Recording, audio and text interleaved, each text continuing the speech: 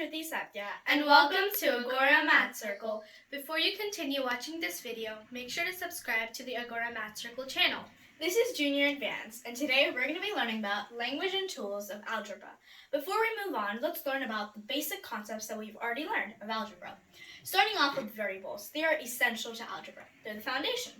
Variables are the symbols used to represent unspecified or unknown numbers in an equation. For example, if we have this right here, x plus 15 equals 30, we're saying that we don't know what this x stands for and we have to solve for it. Moving on to factors. Factors are the numbers being multiplied to get the answer called a product, and they don't have to actually be numbers, they could be variables, anything.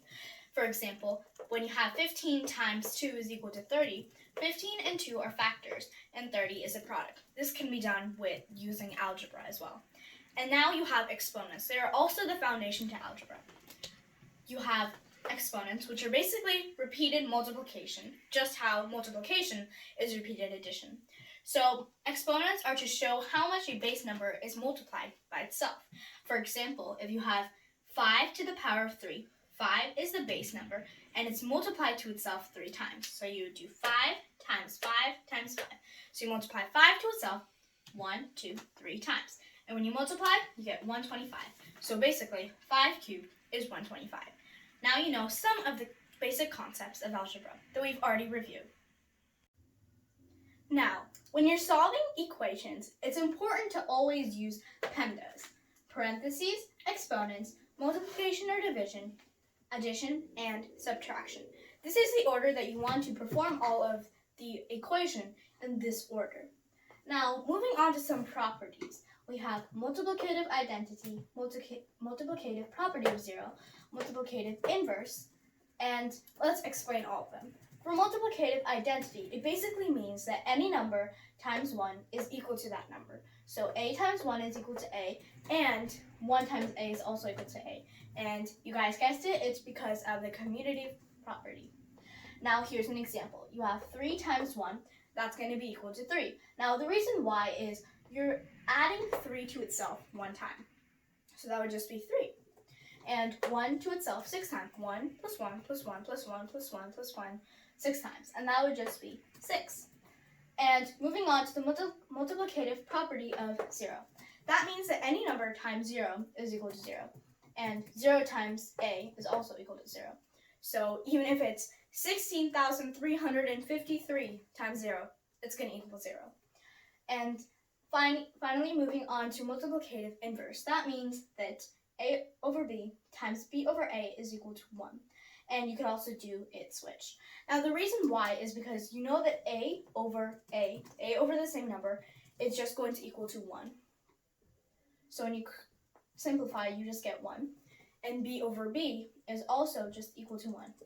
So in the end, you just have 1 times 1, which is 1.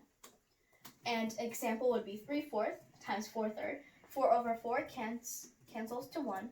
3 over 3 cancels to 1. So 1 times 1 is 1. Now also, distributive property is also important. That means that a times what's inside the parentheses, in this case, b plus c, is you're going to distribute the a by multiplying to each of the terms inside. So that would be a times b plus a times c. So ab plus ac. And same thing if you're subtracting the two terms in the parentheses. It would be AB minus AC. Now, based on this, let's look at this example. 3 times x plus 4. So you have 3 times x plus 3 times 4. So that would be 3x plus 12, since 3 times 4 is 12. Now we're going to move on to another concept, solving linear equations. Now, solving linear equations basically means that you're solving for a variable, for example, x, in a set of equations, or just an equation. Now, for step 1, you're going to combine like terms on both sides of the equation. So, let's look at this example and try to solve. You're going to combine like terms on both sides of the equation. No, there isn't really like terms.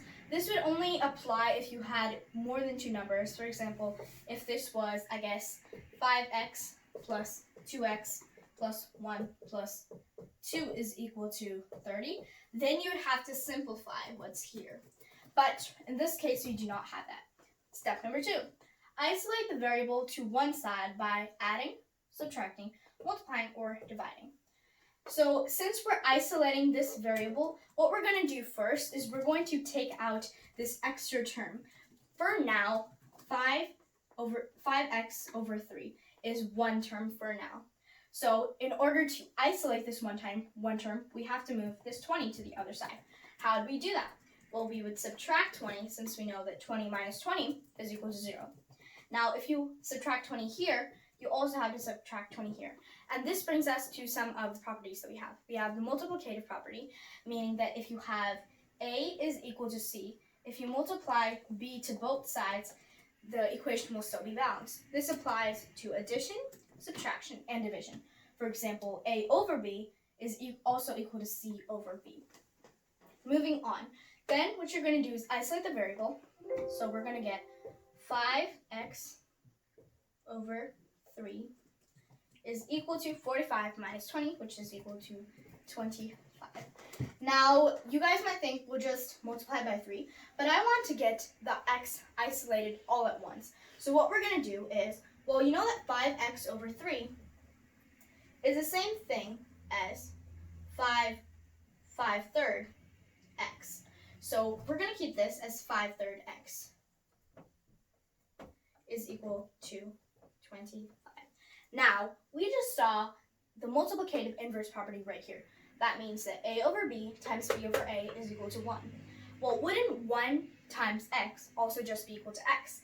So we're going to have to find a way to multiply or divide to make it so that we convert the 5/3 into just 1. Well, how would we do that? Well, we would solve using the multiplicative inverse, meaning a over b is equal to b over a. So if we have 5/3 over here, we're going to have to flip it over. So we get 3/5. But we also have to multiply to both sides according to the rule right here. So that would be x is equal to 25 times 3/5. Now, instead of multiplying, this would be a very, very helpful trick. Instead of multiplying and then dividing, try to see if you can simplify over here itself. If you have something here and in the denominator. Well, you have 25 here and you have 5 here.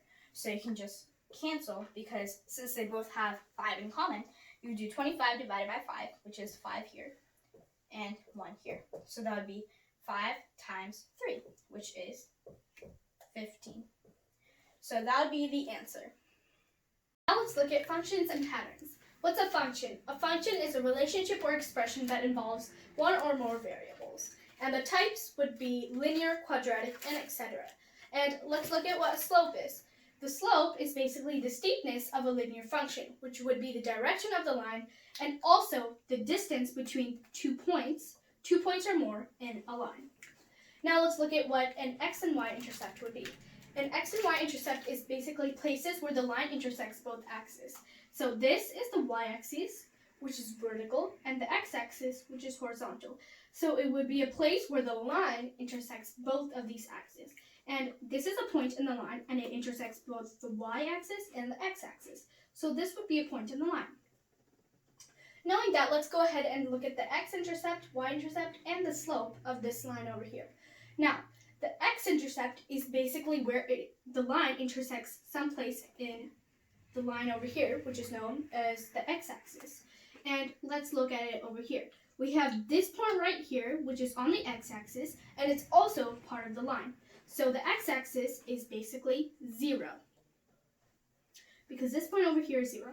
Now let's look at the y-intercept. The y-intercept is a point on the line that is on the y-axis. And this is a point right here that's on the y-axis, and it's also in the line. So the y-intercept would also be 0.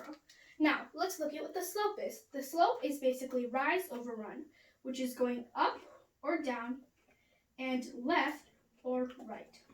And that's basically what a slope would be. Now, knowing that, let's look at the formula so we can find a slope, which would be y2 minus y1 over x2 minus x1. Now, you might be wondering what y and x are, so let me show you. So let's take these two ordered points in the line, which is 1, 1, and this is how you write an ordered pair, and 4, 4. Now, to label these numbers, we would write x1 and y1 and x2 and y2. The number that always comes first is in the x-axis or in this line, and the number that comes second is on the y-axis. And in each ordered pair, there's always an x and a y. And when you're trying to find the slope, you can label them as the first ordered pair and the second ordered pair. But you always need to make sure that it's always x and y, not x and x, because that wouldn't make sense. So knowing that, let's go ahead and use the formula. This is y2 minus y1, which is 4 minus 1, or x2 minus x1, which is also 4 minus 1. And this is 3 over 3, which is basically 1. So the slope here is 1, which means it rises up 1 and goes to the right 1. Now let's move on to standard form. So the standard form is basically ax plus by is equal to c. This isn't important right now, but you need to make sure that you know this. Now let's move on to finding slope, which we already know. So let's just do some more practice along with this problem we did over here. So we have x1 and y1 as 3, 8, and x2 and y2 as 5, 10. So let's use the formula we found over there. So we can do y2 minus y1, 10 minus 8 over x2 minus x1, which is 5 minus 3. This is 2 over 2, which equals 1. So the slope over here is also 1. Now let's look at the slope-intercept. Now this is probably the most commonly used formula in a linear function. So it's y equals mx plus b. M stands for the slope, as you can see over here. M is basically 1. For example, we saw over here that m is 1, so you would write y is equal to x plus b, which is the y-intercept. So if we use the line over here, we know that the y-intercept, the y-intercept is 0. So it would be y is equal to x plus 0, or just y equals x, since 0 doesn't matter. Now let's move on to point-slope form. Point-slope form can also be important in finding anything in a linear function. And this is y minus y1 is equal to m of x minus x1. Now in this formula, y is just a variable and so is x. But y1 and x1 and m can all be used using information from a linear function, like an ordered pair. For example, it would be 5, 10. So it would be 3 and 8 over here. And m would be 1, since the slope is 1. And we also saw the standard form here. So this is some information that you would need to know of functions and patterns. Let's move on to system of equations. System of equations is a set of equations with one or more variables. There's two ways to solve. The first method is substitution. Substitution is basically when you substitute one variable for the value of another and solve. Method 2 is elimination. It's basically where you eliminate a variable vertically, and I'll show you how to do that. First, let's do it through substitution. X plus y is equal to 5. 3x plus 2y is equal to 20. Now, we're going to isolate one of the variables so we find out its value in the terms of the other variable. If you don't understand, let me just help you. You have x plus y is equal to 5. Let's isolate x so that, and in order to isolate x, you have to subtract y from both sides. So x is equal to 5 minus y. So we're isolating y to find its value in terms of the other variable, y. So you have x is equal to 5 minus y. Now, you're going to substitute this x right here into the second equation. So you have 3 times, and you just insert this here. So that would be 5 minus y plus 2y is equal to 20. And now, distribution comes in handy.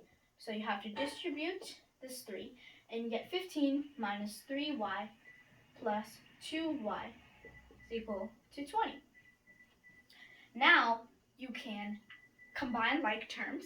So you get 15 minus y is equal to 20. And you subtract 15 from both sides, and you get negative y is equal to 5. And when you multiply by negative 1 on both sides, you'll just get y is equal to negative 5. So once you find that y is equal to negative 5, you know that you can simply find x. and it's 10 because 10 plus negative 5 is equal to 5. So from here we get that x is equal to 10 and y is equal to negative 5. Let's see if we get the same answer by the process of elimination. You have x plus y is equal to 5 and 3x plus 2y is equal to 20. Now how are you going to eliminate this? Well, you have to make sure, for example, if we have a 3x here, then there needs to be a negative 3x on the top over here so that we can simply cross it out. Now, how would we do that? We would just multiply the whole equation by a number. Since we have 2y here, it'd be easier to multiply by negative 2, the whole equation by negative 2 here. And when you do that, you get negative 2x minus 2y is equal to negative 10. And you get 3x plus 2y is equal to 20. And now you can simply cross it off, and you get x is equal to negative 10 plus 20, which is 10. X is equal to 10, and when you solve again, you're going to get, well, simply, it's the same thing as doing over here. Since we already have the x's here, we can substitute it. So 10 plus something is equal to 5. Well, what can y be? It's negative 5. So y is equal to negative 5. So regardless of which way you're doing, you can either do method 1 or method 2. You're both going to get the same answers. And when you do it, make sure to plug in your answers for x and y and check whether you got it right. Moving on to system of linear equations. It's basically a set of inequality equations in which you solve for one or more variables. It's the same steps as solving for system of linear equations. Now I just want to go over how to solve for linear inequality in particular. It's basically the same steps as solving for a linear equation. You're going to isolate x by adding, subtracting, multiplying, and dividing. And you're going to plug in x to check your answer. And make sure to be careful about the sign. It could either be less than, greater than, or equal to, or less than or equal to, or greater than or equal to. So make sure to be careful of the sign. And of course, when you divide by a negative, make sure to switch the signs. So now you know about system of linear equations and system of linear inequalities. Well, we've learned how to solve inequalities, but how do we solve a system of inequalities? To find out, let's use this example over here. To solve a system of inequalities, we need to graph. And to graph, we need to put it into a form. So let's put it into slope-intercept form, which is this right here.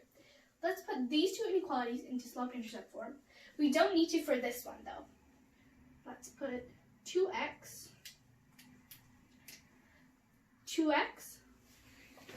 minus 3y is less than or equal to 12. So we first need to isolate y, so we can subtract by 2x. So we get negative 3y is less than or equal to 12 minus 2x. So we need to divide by negative 3 again. And when we do, we will get y is greater than or equal to, because the sign changes since we're dividing by a negative number, 2/3 x minus 4. And I put the x in front because that's how it is in slope-intercept form. Now let's do the same for this one over here. X plus 5y is less than or equal to 20. Let's isolate y. Get 5y is less than or equal to 20 minus x. Divide by 5. Y is less than or equal to negative 1/5 x plus 4. Now that we've gotten these two into slope-intercept form, to graph, let's create values for them. So we have x and we have y. So for each inequality that we've turned into slope-intercept form, we need to put values into x and see how they turn out for y. Let's start off with this one over here. So if x was 1, then y would be negative 3 and 1/3. And that's because we would put in 1 instead of x over here, and that would be 2/3 minus 4. And 2/3 is the same as 12/3, so that would be negative 10/3, which can also be written as -3 1/3. Now, what if x was 2? In that case, it would be -2 2/3. Because x would be 2, so it would be 4/3 minus 4, which would be 4/3 minus 12/3, which is -8/3, and -2 2/3 as well. And if x was 3, then it would be -2, because x would be 3, and this would be 6/3 minus 12/3, which is -6/3, which is 2. So now that we found out the values for this inequality, let's just graph them first before we move on to the next one. So we have 1, 2, and 3 over here. 1, 2, 3. And let's have 1, 2, and 3 over here. 1, 2, 3, and down. 1, 2, and 3 over here. So when x is 1, y is -3 1/3. So that would be about right here. When x is 2, y is -2 2/3. So that would be -2 2/3. And when x is 3, y is -2, which is right here. Oh, I didn't put the negative sign. So we have this over here. We have this over here. It's not clear, but we have that over here. And then we have the second inequality. I will make the lines bigger as soon as we do the other one. So we have the next inequality over here. So let's create the same small chart for x and y. When x is 1, we have x1 over here. And that will be -1/5 minus 20/5, which is -19/5. So that's -19/5 over here. And let's just simplify that. So that would be 3 4/5. We have -3 4/5. Now, if x is 2, then we'd have -2/5. We'd have -2. Oh, I did this wrong. It would be -1/5 plus 20/5. So that would be positive 19/5, which would be positive 3 4/5 over here. And if x was 2, so if x was 2, then we'd have -2/5 plus 20/5. So that's 18/5, which is 3 3/5. And from this, we'd know that if x was 3, then it would be 17/5, which is 3 2/5. So let's go ahead and graph that out. So when x is 1, y is 3 4/5.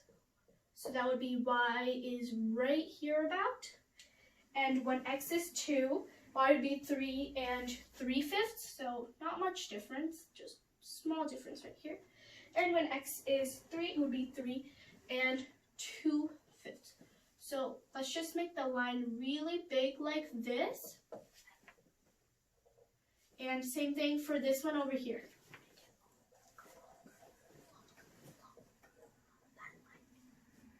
Let's make this since this line is an inequality, we know that this is y is greater than or equal to 2/3 x minus 4. So the line has to be greater than this, so it would be everything over here. Now, let's do the same for this one over here. This is y is less than, so it would be everything down over here. Now, what do these two shaded parts have in common? This right here. And this is where the other inequality comes in. This is x is greater than or equal to 0. Now, let's look at this over here. Is x greater than or equal to 0? Not necessarily, because all of these values are over here are less than 0. So this is not true. So it wouldn't be everything over here, but it would only be this side. Because this is where the line is greater over here, greater than this line, less than this line, and all the x values are greater than or equal to 0. So it would be this shaded region over here. Let's move on to what a polynomial is. It is an expression of two or more algebraic terms that are usually with the same variable but different powers. And this is useful for when you have a quadratic equation, in which its general form is ax squared plus bx plus c is equal to 0. For example, in this case, x squared plus 4x plus 4 is equal to 0, a is equal to 1, b is equal to 4, and c is equal to 4. Now, when you want to solve the quadratic equation, you first need to factor the polynomial itself. And the way you're going to do it is by this formula right here. Negative b plus or minus the square root of b squared minus 4ac all over 2a. Now, let's do this equation right here using this. Now, you know that b is equal to 4, so that's going to be negative 4 plus or minus the square root of b squared, which is 16, minus 4ac, 4 times 1 times 4, all over 2 times a, which is 2 times 1, so just 2. Now, when you subtract this, you get negative 4 plus or minus 16 minus, 4 times 1 times 4 is 16. So square root of 0, which is actually just 0, over 2. So you have negative 4 over 2. In this case, you only have one root. You have negative 2. You have x minus 2. And when you have only one root, that means that you're going to square. So that would be x minus 2 squared. When you simplify this, is equal to 0. So x minus 2 squared is equal to 0. Now, in order to solve for this, you have to set this as equal to 0. So that would be x minus 2 is equal to 0, and x is equal to 2. Now, in cases in which there's two roots, you have to set each of the roots into, or each of the binomials inside the parentheses, set to 0, because either the first binomial is set to 0. For example, let's say you have x plus 2 into x minus 2 is equal to 0. Then either this is equal to 0 or this is equal to 0, because according to the multiplicative property of 0 or multiplicative identity, either this has to be 0 or this has to be 0, because 0 times anything is equal to 0. So you would solve, either you have x is equal to negative 2 or x is equal to 2. In this case, since it's x minus 2 squared is equal to 0, it's just x minus 2 is equal to 0 and x is equal to 2 when you solve. So x is equal to 2. Now, this formula is also extremely important because the thing that is inside the square root, b squared minus 4ac, is important, and it's called the discriminant. The discriminant tells you how many roots there are. If the discriminant is greater than 0, there are 2 roots. If the discriminant is equal to 0, there's 1 root. And if the discriminant is less than 0, then there are 0 roots. Well, let's try the discriminant right here. Well, we know that the discriminant is 0 because we knew that what was inside the parentheses over here was equal to 0. So, since 0 is equal to 0, there was only 1 root, and that was true since what we saw. And let's learn more about the graph overall. If the graph overall is a curved up parabola, and when it's curved like this, it's called a parabola. If it's curved up, then that means that itself has a positive value. If it's curved down like this, then that means that the graph has a negative value. So now you know more about polynomials, discriminants, and about graphs and positive and negative value. Now let's learn how to graph quadratic equations. In order to graph quadratic equations, you need the vertex, roots, etc. Vertex is the form h, k, in which h and k are both coordinates. It's a coordinate. H is equal to negative b over 2a, as according to this form right here, ax squared plus bx plus c. So h is equal to negative b over 2a. Once you solve for h, you're going to substitute into vertex form, which is a into x minus h squared plus k, in which a is the same a as this form right here. And once you solve for h and k, you can graph it and also find the roots. Let's look at this problem right here. X squared plus 8x plus 7 is equal to 0. Now, I've already solved for the roots, and they are negative 7 and negative 1. You can solve them on your own after pausing the video. So, since we know that the roots are basically x-intercepts of the graph, the roots are going to be negative 7, 0, and negative 1, 0. Once you find the vertex is negative b over 2a. So that's negative 8 over 2 times 1, which is just 2. So h is equal to negative 4. We can put it into this form now. We know that a is equal to 1, so 1 times x minus 4. Since it's x minus h, and h is negative 4, it's going to be x plus 4 squared plus k. And that's going to actually equal to x squared plus 8x plus 7. Once you do that, you get x squared, and you can do this using the form a plus b the whole squared. A plus b the whole squared is equal to a squared plus 2ab plus b squared. So it's a squared plus 2ab, which is 8x, plus b squared, which is 4 squared, which is 16, plus k, is equal to x squared plus 8x plus 7. Now we have the 8x here, x squared here, and we have 16 plus k is equal to 7. So k is equal to negative 9. So you have k is equal to negative 9, and h is equal to negative 4. So you have negative 4, negative 9. 1, 2, 3, 4. And you're going to go 9 to the right, or 9 to the left. 1, 2, 3, 4, 5, 6, 7, 8, 9. And 4 down. 1, 2, 3, 4. Right here. And that is the vertex. You also have the roots. Negative 7, 0, and negative 1, 0. So negative 7, 0. So since it's negative 4, 9, you're going to go negative 4 to the left. So 4 to the left, so that would be 1, 2, 3, 4, and 9 down. So that would be 1, 2, 3, 4, 5, 6, 7, 8, 9. And so that would be negative 4, negative 9. And we know that the roots are negative 7, 0, and negative 1, 0. So negative 1, 0, and 2, 3, 4, 5, 6, 7, 7, right here. And if you are not sure whether this is right, you can just put a line of symmetry right in the between where the vertex is and put a line right there and check whether the two roots are symmetrical. And since it's 3 units here, 1, 2, 3, and 3 units here, we know that it's right, so we can just connect it. That's not perfectly correct, but it's best to my drawing capability. So that is how you graph it. Moving on to radical expressions and triangles. So some of the rules are square root of AB is equal to the square root of A square root of A times square root of B. And then for square root of A over B, it's square root of A over square root of B. So you can split them apart. Now let's do this quick example. Square root of 8 plus square root of 4 times square root of 4 is equal to x. Well, square root of 4 times square root of 4 is just 4. So square root of 8 plus 4 is equal to x. Let's simplify square root of 8. Well, square root of 8 is equal to square root of 4 times 2, since 4 times 2 is equal to 8.